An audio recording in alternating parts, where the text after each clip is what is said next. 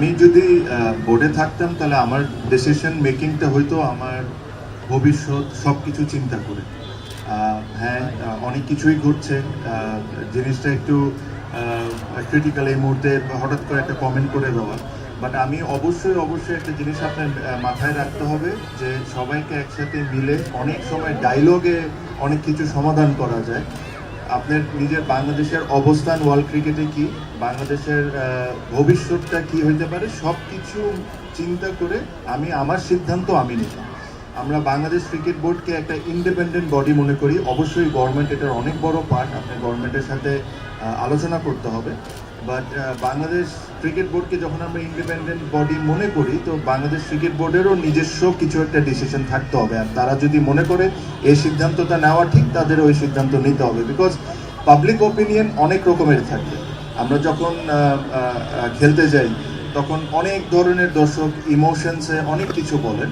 But সব কিছু যদি আমরা ওইভাবে করে চিন্তা করি, তাহলে আপনি এত বড় অর্গানাইজেশন চালাতে পারবেন না। বিকজ আপনার আজকের ডিসিশন কিন্তু আগামী 10 বছর পর কি এফেক্ট করবে, এগুলো সব কিছু চিন্তা করে যে জিনিসটা আমাদের বাংলাদেশের ক্রিকেটের জন্য ভালো, বাংলাদেশের প্লেয়ারদের জন্য ভালো, ওই ধরনেরই ডিসিশন নেওয়া উচিত, যেটা আমি ব্যক্তিগতভাবে ফিল করি।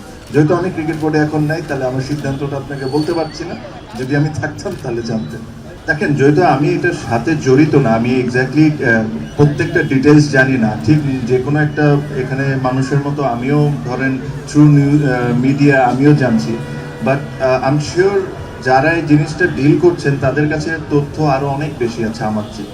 তো এই কারণে আমি হঠাৎ করে একটা কমেন্ট করে দেওয়া, এটা আমার জন্য মনে হয় না ঠিক। বাট আমি আপনাকে যেটা বললাম, বাংলাদেশের ইন্টারেস্টটা দেখে, বাংলাদেশ ক্রিকেটের ইন্টারেস্ট দেখে, বাংলাদেশের ভবিষ্যৎ সব কিছু চিন্তা করে আপনার ওই সিদ্ধান্তটা নিতে হবে।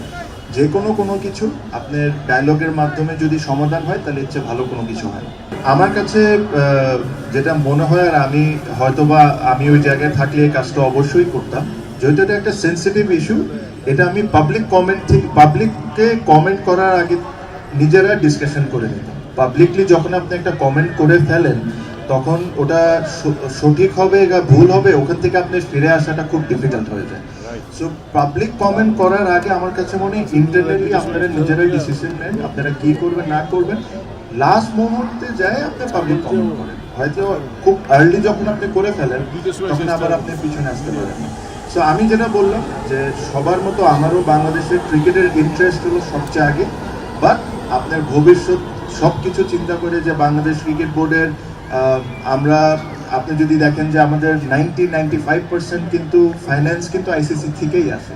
তো সব কিছু আপনি বিবেচনা করে যেটা বাংলাদেশ ক্রিকেটকে হেল্প হবে, আপনি এই সিদ্ধান্তটা নিতে হবে। বাট হঠাৎ করে এখানে থেকে একজন পাবলিকলি একটা কমেন্ট করে দিচ্ছে, ওখান থেকে আরেকজন পাবলিকলি কমেন্ট করে দিচ্ছে, এই জিনিসটা আননেসেসারি একটা সিচুয়েশনটাকে আরো বেশি খারাপ করে ফেলে।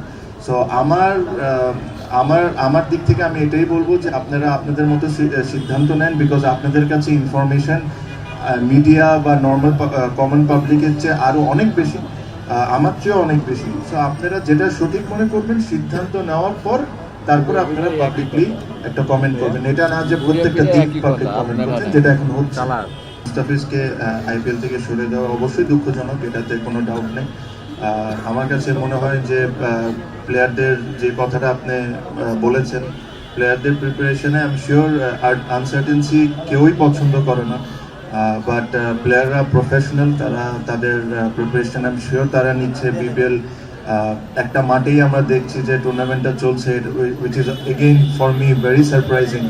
বিকজ আপনি যদি চিন্তা করেন, বাংলাদেশে যদি সবচেয়ে হাই স্কোরিং গেমস হয় হলো প্রবলি চিটাগংয়ে। আর আপনি যদি ইন্ডিয়ায় খেলেন বা শ্রীলঙ্কায় খেলেন, এই দুটা মাঠই কিন্তু খুব হাই স্কোরিং টুর্নামেন্ট ম্যাচেসগুলো হয়।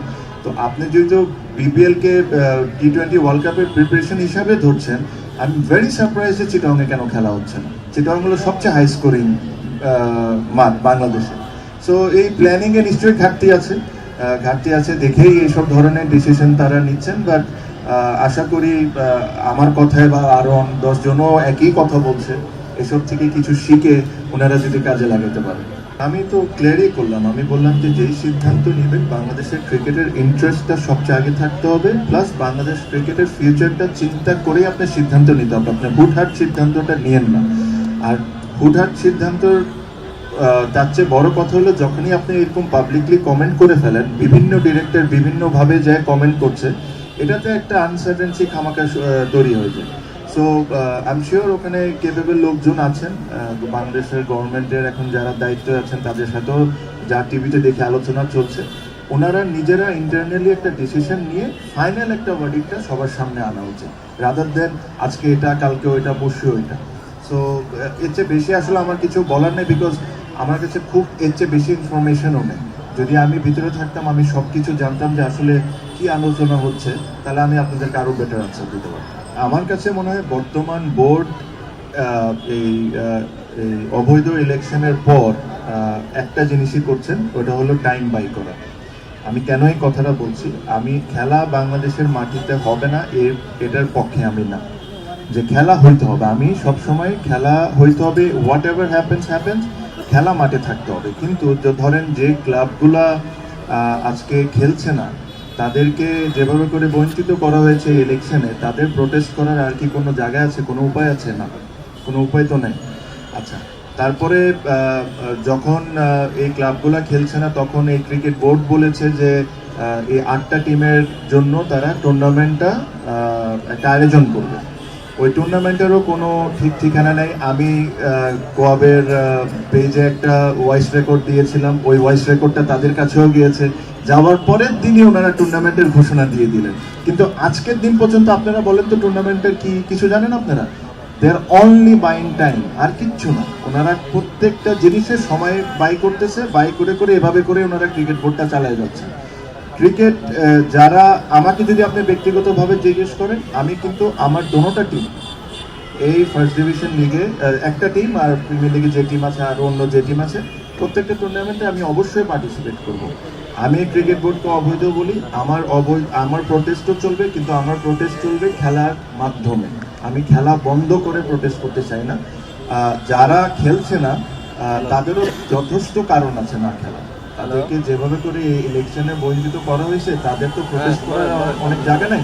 বাট আমার কাছে মনে হয় যদি যেটাই হোক না কেন, খেলাটা যদি না বন্ধ হয়ে প্লেয়াররা যেরকম সাফারার না হোক, আমার ব্যক্তিগত কোনো কারণে, আমি এই কারণে আমি বোর্ডে আসলাম না বা এই কারণে আমি আসতে পারলাম না, এটার কারণে তো 1500 ছেলে সাফারার হইতে পারে না।